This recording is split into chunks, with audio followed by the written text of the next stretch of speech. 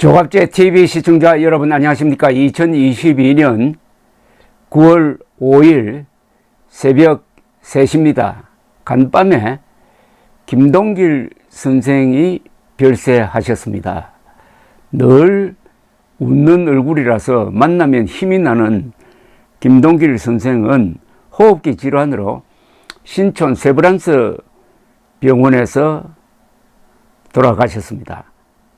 자신의 시신을 의과대학에 기증하라는 유언을 남겼다고 합니다. 김동길 선생 하면은 웃는 얼굴밖에 기억이 나지 않습니다. 화내는 얼굴은 한 번도 본 적이 없습니다. 이 애국 집회에 많이 나오셨는데 그때도 절대로 화를 내시지 않았습니다. 그리고 많은 분들을 참 웃기고 즐겁게 만드신 분, 향년 94세로 돌아가셨습니다.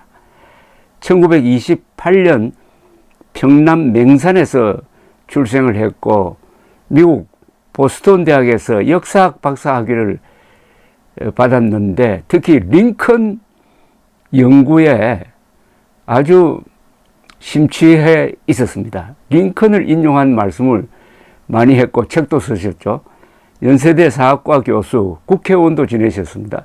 조선일보 논술 고문을 지냈고 신문, 잡지, 방송, 유튜브, 대중 집회를 넘나들면서 수많은 글과 말 그리고 웃음을 남기고 가셨습니다. 반공 자유민주주의 정신에 투철 하되 투쟁 속에서도 인간성을 잃지 않으신 분입니다. 애국집회 주최자는 인기 폭발의 김 선생을 연사로 모시는 경쟁을 해야 했습니다. 제 기억으로는 2019년 겨울 광화문광장에서 열린 조국 규탄 집회에서 연설한 것이 마지막이 아닌가 합니다. 그때도 김 선생은 정광훈 목사를 향해서 정치를 하지 말라고 공개적으로 충고하기도 했습니다. 본인이 정치를 한번 해봤거든요. 이분이 안 해본 게 없을 정도로 참 대중매체에서 사랑을 받았습니다. 그러나 결혼을 해본 적은 없습니다. 각박한 정치적 상황에서도 늘 익살과 여유를 보여주었습니다. 신촌의 어리숙한 집은 늘 손님으로 가득 찼습니다. 냉면이 맛있었습니다. 김 선생은 특히 말년의 황장엽 선생을 따뜻하게 대해 주신 분이고 전두환 전 대통령이 집권하는 과정에서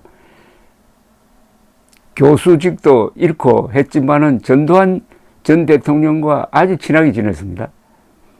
옷을 잘 입었고 평생 독신으로 살았으며 누님은 이화여대 총장과 문교부 장관을 지낸 김옥길 선생. 저는 김 선생과 강연 골기대회 해외여행에 여러 차례 동행해가지고 일화를 많이 알고 있습니다. 그 몇 개를 제가 수첩을 찾아서 한번 여러분들께 소개를 해드리려고 합니다. 그러니까 지금으로부터 11년 전이군요. 2011년 1월 김동길 선생을 신촌 사무실로 찾아가 새 인사를 드린 적이 있습니다. 김 선생은 연말에 목과 허리 디스크 수술을 받고 회복 중이었습니다. 그런데도 손님을 받고 있었습니다. 의자에 앉아 아주 유쾌하게 덕담을 하곤 했습니다. 한 분이 그러시더군요. 수술을 하겠다는 의사도 대단하고 수술을 받겠다는 환자도 대단하다고 이렇게 말씀을 하시더니 수술 이야기를 했습니다. 5시간 수술을 받았는데 마취해서 깨어나지 않을까 하는 걱정이 들지 않았다고 했습니다. 수술실로 옮기는 도중에 하나님께 기도를 드리지 않았습니다. 그 전에 이미 저희 기도를 들어주신 적이 있었거든요 하면서 기도를 들어주신 그 에피소드를 아주 실감 있게 이야기를 했는데 이야기는 1950년 가을 김 선생이 부산에서 미군 통역으로 일하고 있을 때로 돌아갔습니다. 주로 항만에서 일하셨다고 합니다. 6.25 때. 그런데 인천 상륙작전에 성공하였다는 뉴스를 듣고 빨리 신촌 집으로 돌아가고 싶었다고 합니다. 마침 영도에서 인천으로 출발하는 아주 작은 경찰 경비정이 있었답니다. 여기에 동승을 했는데 이 배는 아직 수복되지 않은 전라도 해안에서 상당히 멀리 나간 항로를 잡았다고 합니다. 풍랑이 거세졌습니다. 배는 파도 위의 낙엽처럼 흔들렸다고 합니다. 아, 이렇게 죽는구나 하는 생각이 들었답니다. 그때 23살이던 김 선생은 갑판에서 마스트를 잡고 하나님께 기도를 드렸다고 합니다. 제게 사명이 있다면 살려주십시오. 그 뒤 풍랑이 잦아들기 시작했답니다. 인천항에 들어갈 때는 바다가 잔잔하고 하늘은 맑았습니다. 경비정 선장이 실토하더랍니다. 엔진이 꺼지지 않아 살았습니다. 라고. 수술실로 가는 병상 위에서 김 선생은 그때 올렸던 기도를 생각했다는 겁니다. 하나님께서 저희 기도를 들어주신 덕분에 60년을 덤으로 살았습니다. 이렇게 말씀하셨습니다. 그동안 강연, 집필, 인터뷰 등 각종 행사와 활동을 약 5만 번이나 했어요. 책은 100권을 넘게 썼고요. 이만하면 되었다. 하나님께 더 부탁할 일도 없다고 생각하였습니다. 수술하는 5시간 동안 저는 잠시 죽었던 거죠. 하나님의 도움으로 이번에는 마취해서 완전히 깨어났습니다.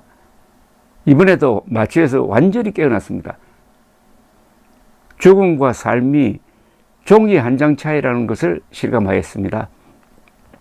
돈 많은 부자나 권력이 센 사람에게도 죽음은 공평하게 찾아오지요. 바로 그런 죽음이 어제 김동길 선생을 찾아간 겁니다. 11년 전에 김 선생은 오늘 이렇게 좋은 친구들을 만나니 행복하다. 양심 있는 사람들을 알게 된 것은 내 생애의 축복이다. 인간은 인간을 믿어야 한다. 인간이 인간을 믿지 못하게 되면 세상이 무너진다. 시간은 영원한 것이고 인간은 그 영혼 속에서 잠시 머물다가 가는 존재라고 덧붙였습니다. 그때 84살이었습니다. 김 선생은 찾아온 분들에게 관례대로 5,000원짜리 한 장씩을 주었습니다. 5,000원짜리는 색깔도 그렇고 액수도 그렇고 참 편안한 돈이죠. 그런데 그 다음에 2012년 1월 1일 또 제가 세배를 갔습니다. 그때 있었던 장면이 생각납니다. 서재에는 손님들이 또 꽉 차 있었습니다. 또 옆방으로 가서 맛있는 떡국도 먹었어요. 냉면 떡국 참 맛있습니다. 김동길 선생 댁에서 먹는 것은. 그날은 또 어린이 어른 가리지 않고 10,000원짜리 한 장씩을 세뱃돈으로 끝냈습니다. 10,000원 100% 인상된 겁니다. 그러면서 이런 말씀을 하셨네요. 사람은 사명이 있으면 죽지 않는다. 자기가 원해서 사는 게 아니다. 이 세상이 원해서 생명을 부지한다. 그런 이야기였습니다. 한민족이 위태위태하면서 여기까지 온 데는 그래도 선비정신이 살아있었기 때문이에요. 선비정신이 뭡니까?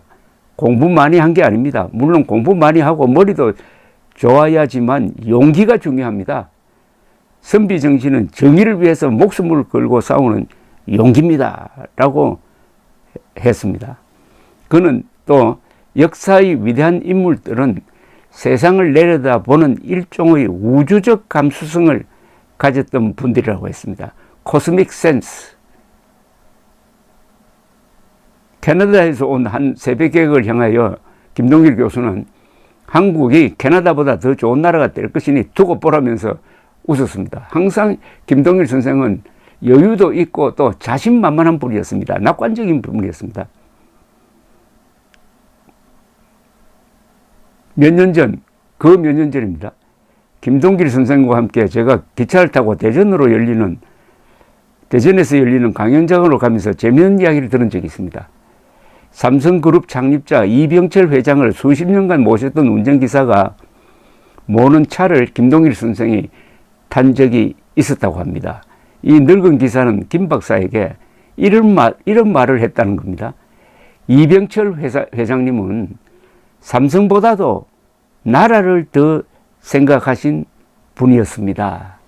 그 말씀을 전해주시는 늙은 김동길 선생의 얼굴 또한 저 큰 바위의 얼굴처럼 이병철 선생의 얼굴과 겹쳐 보였습니다. 위대한 세대였습니다. 1920년대 우리나라 역사상 가장 고생을 많이 하고 가장 많은 성취를 하신 1920년대의 대표 선수 김동길 선생의 명복을 빕니다. 감사합니다.